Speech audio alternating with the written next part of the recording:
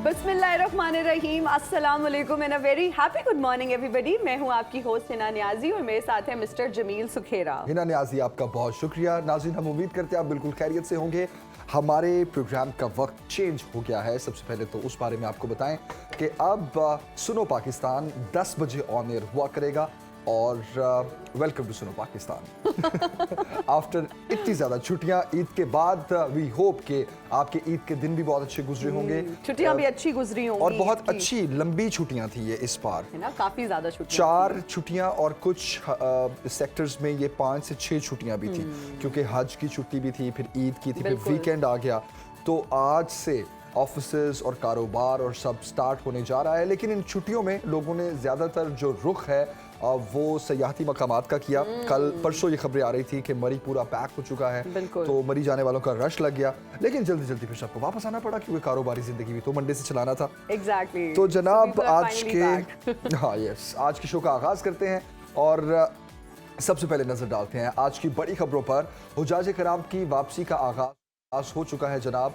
इस हवाले से आपको हम तफसील से आगाह करेंगे। कितनी फ्लाइट्स पहुंच चुकी, कब तक ये ऑपरेशन जारी रहेगा हुज्जाज कराम को वापस लाने का। इसके अलावा स्वीडन वाक़े पर मुस्लिम दुनिया सरापा एहतजाज है। इस टॉपिक को हम तफसील से डिस्कस करेंगे, क्योंकि इस्लाम के अगेंस्ट और ख़ास तौर पर कुरान पाक की बेहुरमती के जो वाक़यात हैं हमें माजी में भी देखने को मिले, लेकिन उन पर क्या एक्शन हुआ या फिर यूनाइटेड नेशंस आज भी क्यों खामोश है, इस हवाले से भी हम तफसील से बात करेंगे। इसके अलावा हम बात करेंगे नून लीग और पीपल्स पार्टी का निगरान सेटअप और पावर शेयरिंग फॉर्मूले पर इत्तफाक। है ना, ये एक बार दोबारा आप बताएं। ये मुझे समझ नहीं आई, क्या नून लीग और पीपल्स पार्टी का निगरान सेटअप और पावर शेयरिंग फॉर्मूले पर इत्तफाक। Wow, just wow. और दुबई में मीटिंग्स चल रही है। दुबई में बहुत अहम मीटिंग्स हो रही हैं और कुछ बहुत अहम फैसले किए जा रहे हैं। इलेक्शंस पर बात हो रही है, लेकिन इलेक्शंस की डेट पर मुत्तफिक नहीं हो रहे। कहा जा रहा है कि इस डेट को कराए जाएं, फिर दूसरी पार्टी का कहना है कि जी ये डेट ठीक नहीं है, उस डेट पर कराए जाएं। तो एक डेट पर जो है वो इत्तफाक नहीं हो रहा और कहा यह जा रहा है कि पीपल्स पार्टी ख्वाहिशमंद है। इंतखाबात की डेट पर सिर्फ, sorry to cut you Hina, वो डेट से मुझे एक बात याद आई कि इंतखाबात की डेट फाइनल नहीं हो रही। खुद इनकी डेटें पहले लंदन जा रही थी और अब दुबई में शिफ्ट हो गई हैं। तो अपनी इनकी सियासी पार्टीज की डेट्स जारी हैं जो मुलाकातें हो रही हैं इनकी। एग्जैक्टली। लेकिन इंतखाबात जो अवाम के मफाद की बात है उस पर ये एक पेज पर नहीं आ रहे। लेकिन खबरें ये आ रही हैं कि शायद ये एक पेज पर आ जाए, क्योंकि नई बनने वाली पार्टीज के साथ भी इनकी मीटिंग्स हो रही हैं, सीट एडजस्टमेंट होगी, इस्तेहकाम पाकिस्तान। फिर आपने जो इतना प्यारा वर्ड यूज किया ना, पावर शेयरिंग का, पावर शेयरिंग, हाँ हाँ हाँ, वाह वाह वाह। थोड़ी मुआशरत की भी बात करेंगे, बल्कि थोड़ी नहीं, तफसील से हम इस मुतालिक बात करेंगे, क्योंकि IMF मुआहदे के बाद मुआशरत के इस्तेहकाम के लिए ये होने वाला मुआहदा कितना मुआवन साबित होगा या फिर अभी भी कुछ मुश्किल वक्त हमें गुजारना पड़ेगा, इस हवाले से भी हम तफसील से बात करेंगे। सबसे पहले जनाब हम बात करते हैं दुबई में जो सियासी मुलाकातें हो रही हैं उस पर भी बात करेंगे हम तफसील से। और हमारे साथ इस वक्त मौजूद हैं PJ मीर साहब। सबसे पहले हम किस पे बात कर रहे हैं? सबसे पहले हम We are little confused। जी, क्या किया जाए? हमारे IFP में आवाज थोड़ी जो मुझे तो बिल्कुल ही नहीं आ रही, खैर ना होने के बराबर आ रही है। क्या किया जाए?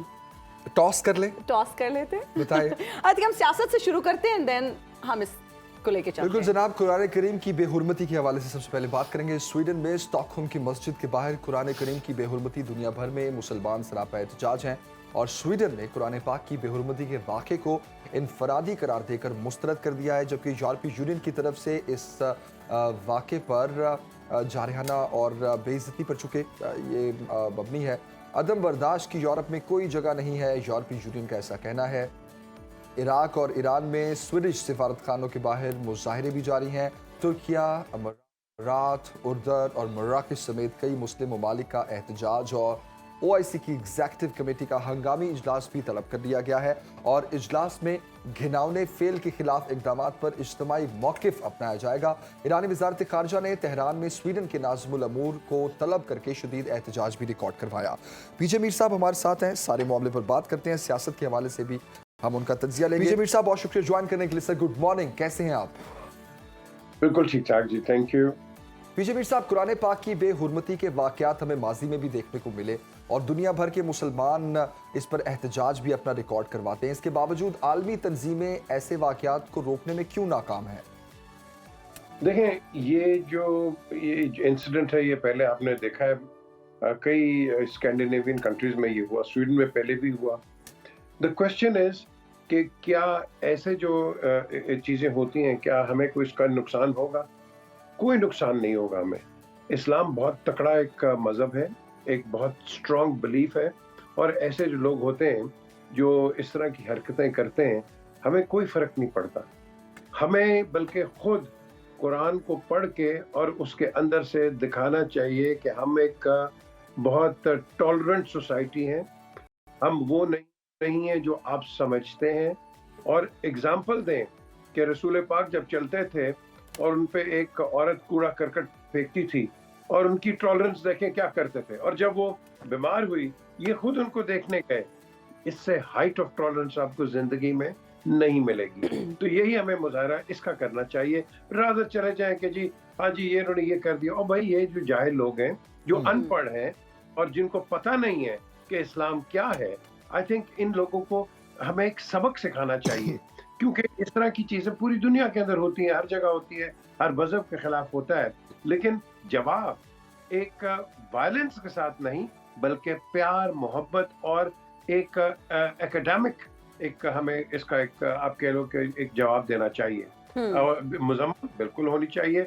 और बदकिस्मती से आपने अभी कहा कि यूनाइटेड नेशंस, इनको भी चाहिए। देखो कि कोई भी मजहब हो, इट डजंट मैटर, उसकी डेसिक्रेशन नहीं होनी चाहिए। हर एक का एक अपना अपना अकीदा होता है, अपने अपने बिलीफ होते हैं, and to violate it in such a way, I think ये कंडेमेबल है।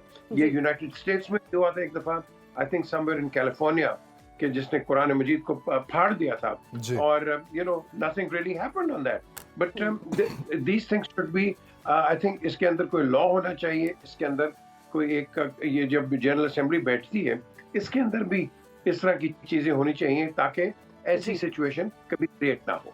अच्छा पीजे मीर साहब, माजी में जिन लोगों ने ये मज़मूम हरकत की, क्या उन्हें सजा दी गई? और मुस्लिम कम्युनिटी की अगर बात करें तो इन हालात में उनको क्या करना चाहिए?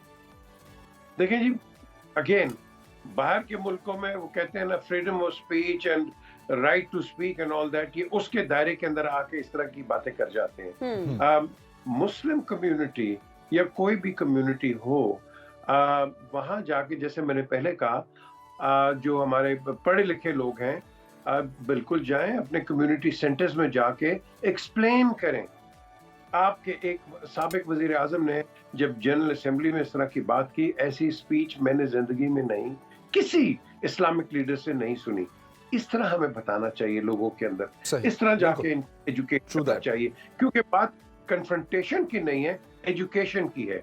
आपको एक तरफ से एक ज्यादती मिल रही है, गलत चीज मिल रही है, इस गलत चीज को वो कहते हैं ना, two wrongs don't make one right.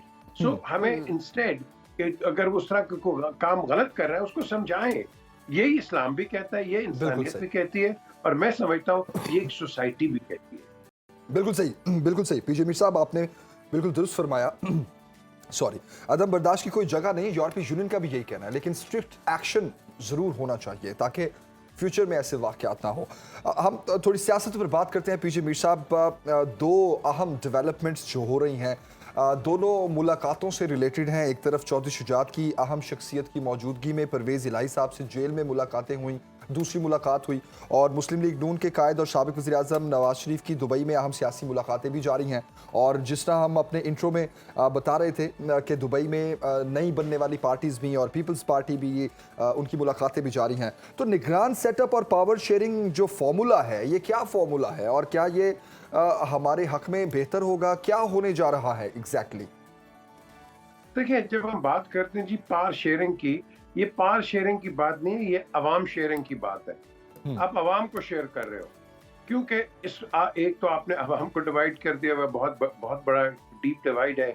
और यहाँ जो शेयरिंग है, बेसिकली इस वक्त जो पीडीएम की पार्टीज हैं, पर्टिकुलरली पीपल्स पार्टी जो कि अलायंस में है, पीडीएम की मेंबर नहीं है, वो सबको खदशा है कि क्या पीटीआई जिस पे एक एक्शन हुआ है और लोग तितर बितर हुए हैं, क्या उनका वोट बैंक इंटैक्ट है या नहीं इंटैक्ट है। सही। गेम सारी वहां है, और ये जो गेम है ये आपको पता चलेगा इलेक्शंस के अंदर।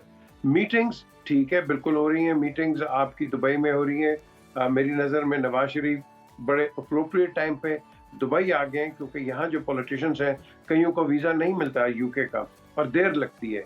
तो I think to cut down that, एक और कॉस्ट भी कट डाउन करने के लिए आप दुबई आ गए, जाके आप 2 घंटे की फ्लाइट में जाके बात कर सकते हैं। लेकिन इस बात के अंदर आई थिंक जो जवाब है, ये सारी जवाब, it doesn't matter what alliance, आपको जवाब मिलेगा एक वोट बैंक के थ्रू। जो आपने कहा ना ये पावर शेयरिंग, ये यहीं से आपको एक वोट बैंक के थ्रू। सर लेकिन ये वोट बैंक क्या पीजे मीर साहब, वोट बैंक क्या हालात के मुताबिक आज भी कोई अहमियत रखता है? Does it matter actually? क्योंकि वोटर जो है उसने तो किसी ना किसी बयानिए पर वोट डालना है, अपनी पार्टी एफिलिएशन जो भी उसकी होती है उसने कारकर्दगी पर वोट डालना है। तो आज तो पीडीएम की 12-13 जमातों की जो गवर्नमेंट है, आपके ख्याल में जब इंतखाबात होंगे तो ये तमाम पार्टीज क्या बयानियां बेचेंगे? देखें, यही पार्टीज के जो पुराने बयानियां हैं वो आज भी वही होंगे। तो इन्होंने पहले उनको वोट नहीं दिया, फिर बीच में एक डिबेट आ जाती है, नहीं जी पिछलों को बिठाया गया था। अब पता चल जाएगा पिछलों को बिठाया गया था नहीं बिठाया गया था, तो जो उनका पुराना बयानिया है वो ठीक है या गलत है, ये आज आपको नए एक रूप के अंदर आपको ये मिलेगा। अब फिर हम देखेंगे कि ये लोग क्या कहते हैं क्या नहीं कहते हैं। जत्थों में तो निकल आए थे ये पहले, पिछली गवर्नमेंट के साथ बड़े निकले थे। अब हम देखेंगे कि क्या ये जत्था can it be converted into a vote bank, that is the key question. और बिल्कुल जिसके पास मेजॉरिटी होगी और जिसके पास आपके जो भी कह लें कि जितने भी वोट आते हैं, गवर्नमेंट से उस तरह चलनी है, क्योंकि that is the bottom line. And this is one of the reasons मेरी नजर के अंदर जो आज आपको $3 बिलियन भी मिल गए, भले शॉर्ट टर्म है लेकिन मिल गए। जी अच्छा, पीजे मीर साहब, चौधरी शुजात हुसैन और परवेज इलाही साहब के दरमियान होने वाली जो मुलाकातें हैं उनको आप किस नज़र से देखते हैं? आप क्या समझते हैं कि क्या उनको दोबारा से काफ लीग में वापस लाने की कोशिश की जा रही है? देखें, आपने परवेज इलाही साहब का जो एक ऑब्जर्वेशन या उनकी जो स्टेटमेंट आई है कि वो खड़े रहेंगे यू नो पीटीआई के साथ, ऑल राइट, प्रेसिडेंट हैं उस पार्टी के। इनके जो मुलाकातें हुई हैं, ये रवायती लोग हैं, दोनों बहुत रवायती लोग हैं। चौधरी शुजात साहब एक बहुत मंझे हुए सियासतदान है। तो from a family point of view, yes, उनका as a cousin, as a family member, उनका एक, मैं समझता हूँ उनकी एक रिस्पॉन्सिबिलिटी है कि बिल्कुल जाके मिलेंगे और मिलते रहेंगे आपस में। लेकिन पॉलिटिकल जो डिवाइड इन दोनों का हो गया है, I think that will remain as the same. अब ये आगे वेट करते हैं, आप कह लो कि इनका रुख किस तरफ जाता है, क्या टुवर्ड्स द पीएमएल सेक्टर या ऑन द पीपल्स पार्टी। और पीएमएल के जो रिलेशंस थे बहुत अच्छे थे, क्योंकि चौधरी परवेज इलाही प्राइम मिनिस्टर भी रहे हैं, उनके दौर के अंदर इनका अलायंस बहुत तकड़ा रहा है। और आपने देखा कि जरदारी साहब किस तरह आके इनके पास बैठे रहे, चौधरी साहब के पास, एंड इवेंचुअली लास्ट मिनट एक हो गया कि एक डिवीजन हो गई। अब ये क्या विल इट कंटिन्यू? और आपका सवाल बड़ा इंपॉर्टेंट है कि क्या ये दोबारा यूनाइट हो जाएंगे, नहीं होंगे। फैमिली मेंबर्स जो कि इधर उधर हो गए थे वो भी साथ हो गए, वजाहत साहब वापस आ गए जो कि छोड़ के चले गए थे, कई और है। सो द फैमिली पॉलिटिकल जरूर ये हो गया, लेकिन the family as a whole is a united family.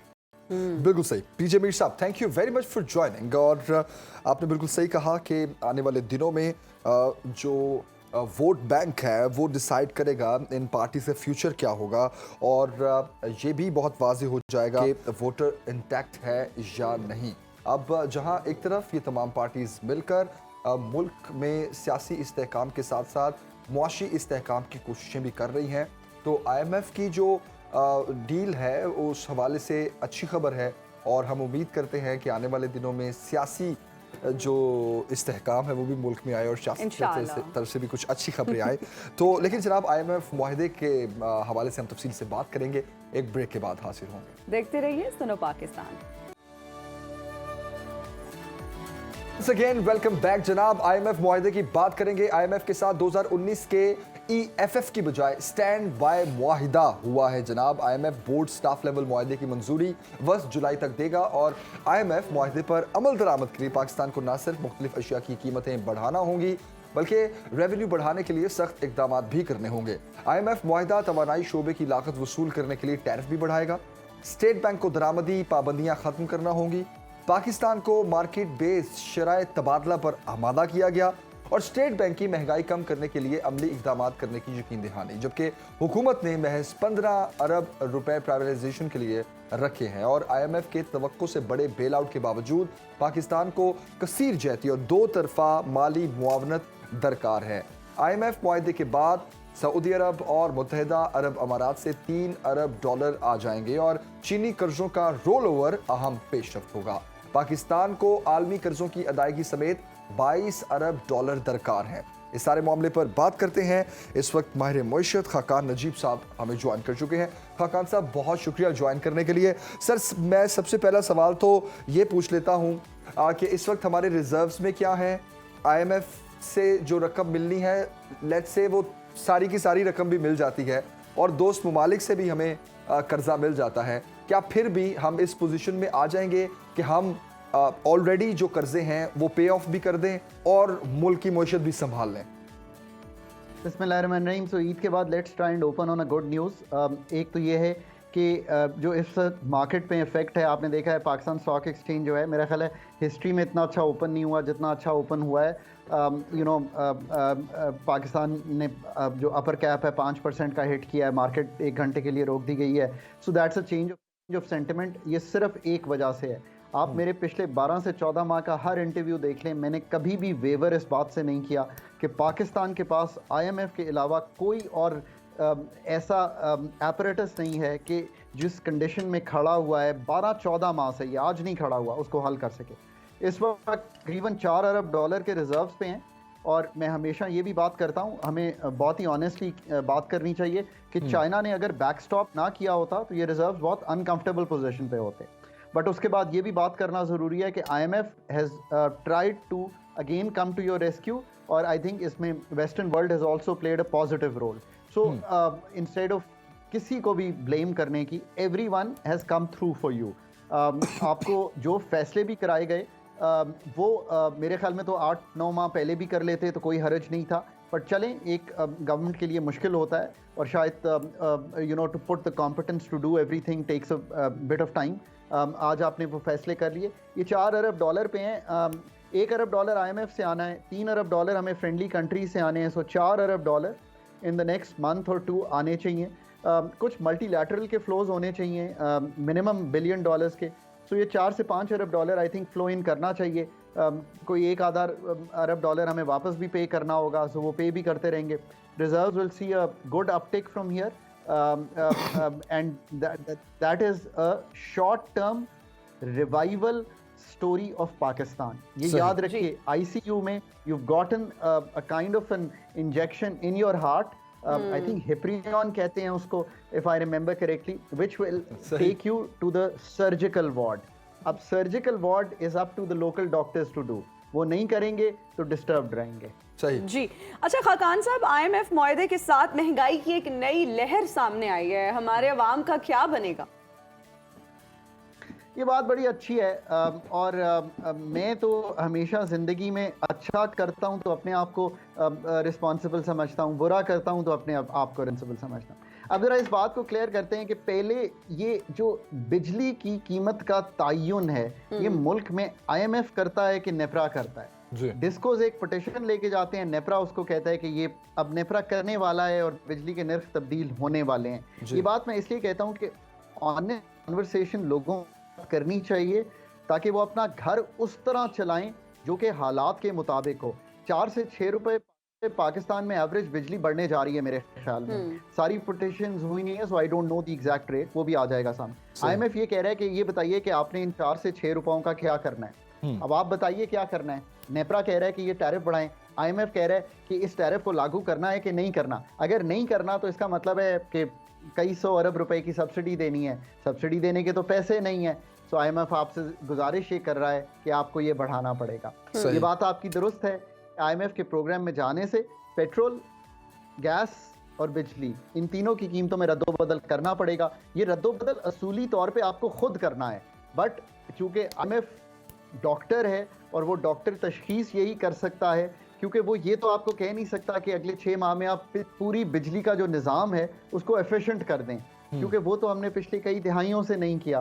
तो अब आपको सोचना है कि इसको रोकने का क्या तरीका है। सही। ये IMF नहीं है अच्छा, रोकने का तरीका ये है एक तो कि सब्सिडीज आप तब्दीली करें निज़ाम। वाजे हो गया, एक बात तो वाजे हो गई खान नजीब साहब कि सबसे पहले तो सब्सिडीज पर कट मारा गया, ठीक है, ये बात समझ आती है। तो दूसरा पॉइंट ये है कि वो इदारे जो खसारे में हैं, जिनकी मद में सालाना अरबों रुपया हमारा जो ख़जाना है वो बर्दाश्त करता है, तो उसकी प्राइवेटाइजेशन के हवाले से हुकूमत क्या करेगी? आपको लगता है आने वाले महीनों में उस हवाले से भी कुछ होगा?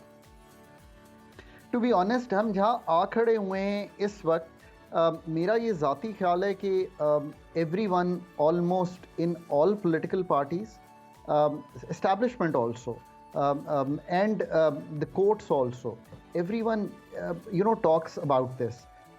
So ये एटलीस्ट एक मुझे ये एक रे ऑफ होप दिखाई देती है कि हर कोई बिलीव करता है कि नहीं यार, ये अदारे हमसे सरकार में रह के नहीं चल सकते, ये बहुत नुकसान कर रहे हैं। मेरा ख्याल है कि अगला 5 साल, और मैं ये केयरफुली ये जुमला कह रहा हूँ, हमें ये काम करना पड़ेगा। I think now our hand is being forced to do this. और अगर ये नहीं करेंगे तो जो एक तो मालियाती खसारा है ना, एक खसारा है जो खड़ा हुआ है 2600-2700 अरब का, जो पावर सेक्टर में है, 1500-1600 अरब का गैस सेक्टर में। ये आपकी जो इंडस्ट्री है, आपकी जो डोमेस्टिक है, आपकी जो एग्रीकल्चर है, ये इसको बिठा देगा, क्योंकि ये अब हालात इतने ख़राब हो गए हैं। अच्छा, लेकिन खाकान साहब क्विकली बता दीजिएगा, आपने ठीक है, आपने कहा कि ये एक साय ऑफ रिलीफ है, ICU में ऑक्सीजन का एक सिलेंडर हमें मिल गया हमारी मुशत को। अल्लाह करे कि इसी एक सिलेंडर में हम इस जोगे हो जाएं कि अपने कदमों पर खड़े हो जाएं। लेकिन क्विकली आप इस पर कमेंट करें कि ये जो स्टैंड बाय मुआहिदा है ये क्या है, ये कैसे डिफरेंट है माजी के मुआहिदों से? Very good question, right. पहले हम एक्सटेंडेड फंड फैसिलिटी में थे, जो एक नॉर्मल फंड फैसिलिटी होती है, ये 3 साल की थी, हमने 4 साल एक्सटेंड कराई। स्टैंड बाय का मतलब ये है कि ये 1 साल का मुआहिदा होता ये बैलेंस ऑफ पेमेंट्स, यानी कि जो माली खसारा है, जो एक्सटर्नल खसारा है, उसी को ठीक करने के लिए होता है। पर ये उन मुल्कों को दिया जाता है जिनको एक शॉर्ट टर्म फैसिलिटी चाहिए हो। अभी ये हुकूमत 3 साल के लिए तय नहीं कर सकती, इसलिए कि आपको पता है कि एक नई हुकूमत नवंबर में आ जानी है जिसने एक्चुअली लेके चलना है मुल्क को, चाहे वो यही हो, PTI हो, और जो भी इलेक्शंस में होना है, PPP, PML, PTI, पर करना यह है कि उसने आके फिर साइन करना है। बिकॉज IMF ये कहेगा कि देखिए ना जी, आप 4 साल, तो आप हमसे 4 साल का ना करें माए, तो उन्होंने आपको एक स्टैंड बाय फैसिलिटी दे दिया। मैं इसीलिए कहता हूं कि ये जो ओवरऑल तनाजुल है उसमें पाकिस्तान के लिए अल्हम्दुलिल्लाह this is a good scenario. Care taker का वक्त भी गुजर जाएगा, नई हुकूमत को भी थोड़ा सा वक्त मिल जाएगा, अगर हम ये स्टैंड बाय अरेंजमेंट को कंप्लीट करते हैं। ये अगर याद रखिए कि ये कोई आसान नहीं होगा कंप्लीट करना, जब तब्दीलियां करनी पड़ी, जब टारगेट्स पूरे करने पड़े, तो पिछला प्रोग्राम इनकम्प्लीट खत्म हो गया था। 21 प्रोग्राम पाकिस्तान ने इनकम्प्लीट खत्म किए हैं। That's not a story to tell. बिल्कुल। अच्छा खाकान साहब, श्रीलंका ने जब IMF के साथ मुआहिदा किया था तो डॉलर की कदर में बहुत ज़्यादा कमी आई थी। क्या अब इस मुआहिदे के बाद आप क्या समझते हैं कि हमारे रुपए की कदर में बेहतरी आएगी? So on a lighter note, मैं और मेरी बेगम जो है एक ही किस्म के प्रोफेशन में हैं, वो ज़्यादा इंटरनेशनली काम करती हैं, तो वो इस वक्त श्रीलंका में हैं और वो श्रीलंका को एडवाइस कर रही हैं। सो आई एग्जैक्टली नो कि वहाँ पे क्या हो रहा है। तो जो बेहतरीन एडवाइस जब वो सब वहाँ के लीडरशिप से मिली, तो उन्होंने कहा कि डॉक्टर आमना, पाकिस्तान को डिफ़ॉल्ट ना होने दीजिएगा किसी सूरत में। हमने जो चीज़ श्रीलंका में देखी, आपको उसमें से नहीं गुजरना चाहिए। This is first hand advice from the very senior leadership from Sri Lanka to a professional who's helping them for a country जिसके लिए वो दर्द रखते हैं, और प्राइम मिनिस्टर ने भी कहा कि उन्होंने मदद की। सो ये देखिए कि जब श्रीलंका ने डिफॉल्ट किया तो वो किसके पास गया? उसके पास IMF के पास एग्जैक्टली। वो एक्सपर्ट्स लाइक जिनका मैंने जिक्र किया, इंटरनेशनल एक्सपर्ट्स, उन्हीं के पास गया, वही उनको टैक्स जमा करके दे रहे हैं। सो कर भी जाएंगे डिफॉल्ट, तब भी IMF के पास जाना है। इसलिए मैं कहता हूँ डिफॉल्ट किए बगैर ज़िंदगी को नॉर्मलाइज रखिए, जो हुकूमत ने रखा है। Let's give the government a PAT at the back. हम बहुत पॉलिटिकल पार्टीज को समटाइम्स, चूंकि ईजी होता है पंचिंग बैग बनाना, उनको बना लेते हैं। देर आए दुरुस्त आए, थोड़े वक्त की हुकूमत थी, जा रही थी, फिर जो काम कर गई है, it is good for the country. ये एक थोड़ा सा एक तसलजुल की सूरत हाल बनी हुई थी, उसमें से मुल्क को निकाल देगा। इंशाल्लाह रुपए की कदर भी मुस्तहकम होगी, स्टॉक मार्केट भी ठीक खुली है, पाकिस्तान का इंटरनेशनल बॉन्ड भी स्ट्रांगली ट्रेड कर रहा है। So in the short run coming after Eid there is some good news for the people. But लोगों को अपना तर्ज अमल बहुत बेहतर करना है, बहुत कम खर्चे करने हैं और अपनी इनकम को बढ़ाना है, चाहे वो कोई ट्यूशन दे के ही हो, इसलिए कि आने वाले भी 6 माह बहुत आसान नहीं है आपके पर्स पे। सही सही। अच्छा, ये स्टैंड बाय मुआहिदा जो है, अगर उसको देखा जाए तो एक सियासी सवाल भी मैं पूछना चाहूँगा खाकान नजीब साहब आपसे, कि ये सारी आपकी गुफ्तगू सुनने के बाद तो मैं इस नतीजे पर पहुँचा हूँ कि इंतखाबात भी शायद 1 साल आगे हो सकते हैं। आई रियली मैं इसलिए इस पे कमेंट नहीं करूंगा कि मैं बिल्कुल पॉलिटिकली कमेंट नहीं करता। पॉलिटिकल इकोनॉमी का comment I think is a fair comment honestly. ये तो अब देखें ना, सारे जो लीडरशिप्स हैं उनको बैठ के ऑपोजिशन को बैठ के तय करना है कि वो मुल्क में कैसे लेके चलेंगे। सर आइडियल सिचुएशन पे चले बात कर लेते हैं। आइडियल सिचुएशन तो यही है कि अभी अगस्त में गवर्नमेंट खत्म होगी, फिर केयर टेकर गवर्नमेंट आएगी, फिर 6 माह उसके होंगे, तो 6 माह अगर मजीद आगे चले भी जाते हैं तो हमारा ये जो स्टैंड बाय मुआहिदा है, इसमें सेम लोग जो इस वक्त काम कर रहे हैं वो बगैर किसी इंटरप्शन के उनको मौका मिल जाएगा काम करने का। देखिए, मैं एक बात कहता हूँ कि पॉलिटिकल एटमॉस्फेयर जो भी हो ना मुल्क में, ये जो इस तरह के मुआहिदे हैं, इसको एक प्रोफेशनल टीम को चलाना चाहिए। आई एम ग्लैड कि आपने ये मुझसे सवाल पूछ लिया, क्योंकि मैंने 13-16 का जो वाहिद प्रोग्राम है पाकिस्तान, उसकी जो कोर टीम है, मैं उसका पार्ट था। मैं हमेशा ये कहता हूँ कि वो एक हम इसको प्रोफेशनली चलाते थे, तो कुछ भी हो जाए जो प्रोफेशनली काम करने वाले हैं वो हमें करने चाहिए। बाकी एक मुल्क का आइन है, हमें आइन के मुताबिक चलना चाहिए। आई थिंक सब यही बात कर रहे हैं, सो लेट्स सी कि ये क्या इसको डिसाइड करते हैं। I leave this to them. But IMF का जो मुआहिदा है उसको प्रोफेशनली चलाना, चाहे वो करंट गवर्नमेंट हो जिन्होंने किया है, चाहे वो केयर टेकर गवर्नमेंट हो जो आने वाली है, और जो उसके बाद लॉन्ग टर्म गवर्नमेंट अगर आती है, सबको अगर इस ट्रांजिशन में से गुजरना है तो हमें इसको प्रोफेशनली चलाना है। और फिर एक बात कही जा रहा हूँ, इसको भी बेशक चूँकि मैं I have been consistent in saying कि पाकिस्तान को IMF से इनहराफ नहीं है। Pakistan should also be preparing for a new long term program supported by the IMF। और इस पे हम फिर किसी वक्त ज़रूर एक लंबी नशिस्त रख सकते हैं।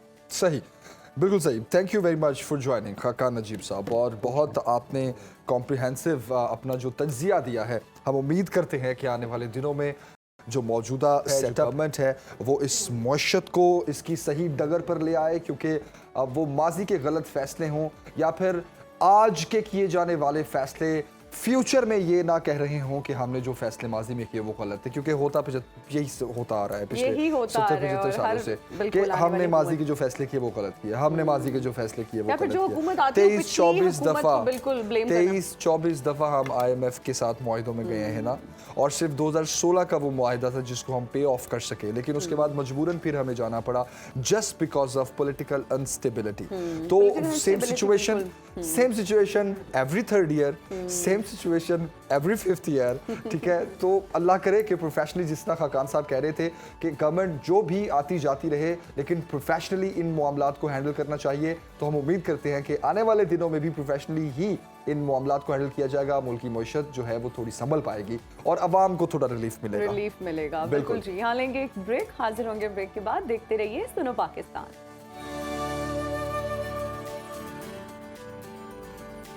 वंस अगेन वेलकम बैक जनाब। हुजाज इकराम की वापसी का जिक्र करते हैं। हुजाज इकराम की वापसी का अमल शुरू हो चुका है और पहली परवाज़ 329 हुजाज को लेकर पाकिस्तान पहुंची।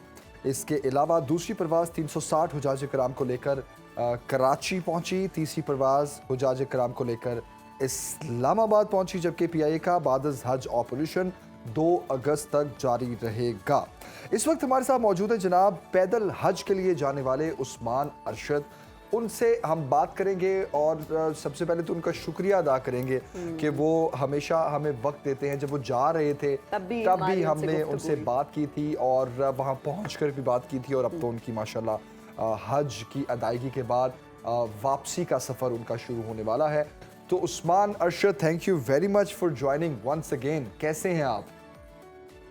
अल्हम्दुलिल्लाह मैं ठीक ठाक हूँ। थैंक यू वेरी मच आप लोगों का भी। आप लोगों ने मुझे ऑन द स्क्रीन लिया। आपको हज की बहुत बहुत मुबारकबाद। खैर मुबारक, बहुत शुक्रिया। आप लोगों को भी गुज़िश्ता ईद मुबारक। खैर मुबारक। Thank you so much. अच्छा उस्मान, ये बताइएगा कि आपका ये मुबारक सफ़र जो है ये कैसा रहा? अल्हम्दुलिल्लाह सफ़र मेरा बहुत ज़्यादा अच्छा रहा। ये 6 महीने और 13 दिन का मेरा सफ़र था, जो कि 5,400 किलोमीटर था। एक लंबा सफ़र था, और जब आप लंबे सफ़र में निकलते हैं तो कुछ ना कुछ मुश्किलात तो आपको रास्ते में बर्दाश्त करना पड़ती हैं। चूँकि जब मैंने 1 अक्टूबर को अपना सफ़र शुरू किया था तो पंजाब में गर्मी बहुत ज़्यादा थी, हम्म। और बलूचिस्तान पहुँचने तक जो है वो मुझे गर्मी का सामना रहा। उसके बाद फिर बलूचिस्तान में जो है वो सर्दी शुरू होगी, हम्म। और उसके बाद जब मैं ईरान में दाखिल हुआ तो ईरान में तो फिर बहुत ज़्यादा सर्दी थी, और सर्दी के साथ-साथ हवाएँ इतनी ठंडी चलती थी कि उन्होंने जो मेरी चेहरे की रंगत है वो बदल दी। लेकिन अल्लाह का शुक्र है, अगर ओवरऑल देखूँ तो ओवरऑल मेरा सफ़र बहुत अच्छा रहा। ठीक है सही। उस्मान, ये तो आपने वेदर कंडीशंस की बात की, बताया कि किस तरह से आपको मुश्किलात का सामना करना पड़ा वेदर कंडीशंस की वजह से, एक्सट्रीम वेदर कंडीशंस, कहीं पर बहुत ज़्यादा गर्मी, कहीं पर बहुत ज़्यादा ठंड। लेकिन अगर लोगों के रवैयों की बात करें, बर्ताव की बात करें, मुख्तलिफ ममालिक से आप गुजरते हुए गए, तो लोगों का बर्ताव कैसा था आपके साथ? लोगों का अल्हम्दुलिल्लाह रवैया बहुत अच्छा रहा। जो रास्ते में मिलने वाले लोग थे उनमें से 99% जो लोग थे वो पॉजिटिव थे। उन्होंने अप्रिशिएट किया, बहुत ज़्यादा हौसला अफजाई की। मिलते थे, पानी दे देना या उनके पास खाना होना, खाना दे देना, दुआओं का कहना भी, दुआएं करना भी, तो उन्होंने बहुत ज़्यादा अप्रिशिएट किया लोगों ने। सही सही, माशाल्लाह। उस्मान, वापसी कब है आपकी? मेरी वापसी इंशाल्लाह 15 जुलाई को है, जो कि बाय एयर है। अच्छा, बाय अच्छा, एयर बाय है। एयर वापस आ रहे हैं। ओके, ठीक है। ज़बरदस्त। और अपने लिए तो आपने ख़ास दुआएं की ही होंगी माशाल्लाह। फरीज़ा हज की अदायगी आपने पैदल सफ़र के ज़रिए की। अल्लाह ताला ने आपकी इस अदा को बहुत पसंद भी किया होगा यकीनन।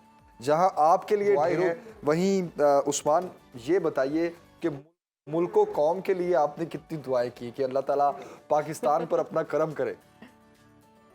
आमीन। मैंने चलने से लेकर यहाँ पहुँचने तक और हज के 5 दिनों के दरमियान भी मैंने तमाम उम्मत मुसलमान के लिए, पाकिस्तान के लिए, जिन्होंने दुआओं के लिए कहा था, जिन्होंने नहीं कहा था, जितनी दुआएं मैं कर सकता था ज़्यादा से ज़्यादा मैंने की हैं।